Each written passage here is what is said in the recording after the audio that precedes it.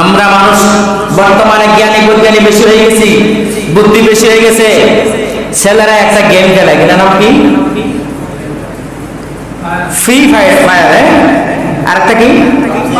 হ্যাঁ, কি জানি করে, পাবজি। যারা পাবজি খেলে তারা মুসলমান হতে পারে না। পাবজির মধ্যে দেখবেন আপনি, পাবজির মধ্যে আল্লাহর কাবা ঘর, মক্কার ঘর সুন্দরের নিচে দেওয়া আছে, ঠিক না বেটি? এই পাবজি যারা খেলবে তারা কখনো কোনো ইমানদার হইতে পারে না। এই সমস্ত যুবকরা মুসলমানের সন্তান হইতে পারে না, তারা কোনো পাবজি খেলতে পারে না। এবার কাবা শরীফ, কোরআন শরীফ দিয়ে এই সমস্ত দিয়ে মুসলমানের যত বেইজ্জত করা, ধর্মকে বিরক্ত করে দিচ্ছে। আর এই পাবজি খেলে মুসলমানের সন্তানেরা যারা পাবজি খেলবে, বাজি ধরবে, এই সমস্ত মুসলমান হইতে পারে না। তারা কখনো কোনো ইমানদার নয়, তারা বেঈমান। কখনো কোনোদিন যারা, যে সমস্ত ছেলেরা, যুবকেরা পাবজি খেলো, আমার অনুরোধ থাকবে আজ থেকে তোমরা তওবা করো, কখনো কোনোদিন পাবজি খেলবে না। আজকে জুমাতুল বিদার মধ্যে ওয়াদা করো আর কোনোদিন খেলবে না। খেলবে? কোনোদিন খেলবেন না। আর পাবজি এমন একটা খারাপ ইহুদি খ্রিস্টানের যে চক্রান্ত, মুসলমানদেরকে কিভাবে খ্রিস্টান বানাইবে, কিভাবে বেইজ্জত করবে, কাবা ঘর কিভাবে বেইজ্জত করবে, এই পাবজি দিয়া।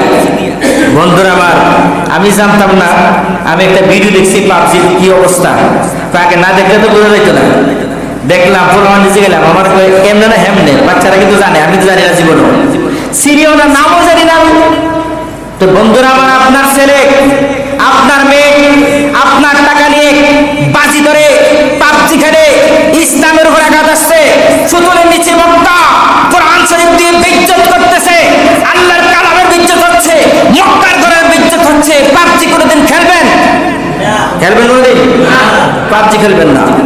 আপনার কাছে অনুরোধ থাকবে, পাবজির পার্টি যারা আছো, পাবজির পার্টিরা আজকে থেকে সতর্ক হয়ে যাও, আর কোনদিন খেলবো না। কারণ পাবজি এত খারাপ জিনিস। আর ফ্রি ফায়ার একটা আছে নাকি, আর একটা আছে কি, ফ্রি ফায়ার, কিন্তু নাম সবটি মুখস্থ নেই আমার, আমি জানি না। ফ্রি ফায়ার, পাবজি, আর কি জানি আছে, আমি সব নাম জানি না। ওইটা ওর মুখস্থ করতে গো, আমি আবার মুখস্থ করি মোলামানের কাছ থেকে, আমি আবার জানি না।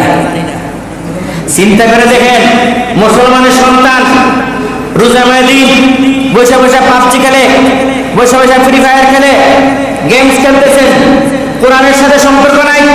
ইসলাম থেকে দূরে নেওয়ার জন্য, কোরআন থেকে দূরে নেওয়ার জন্য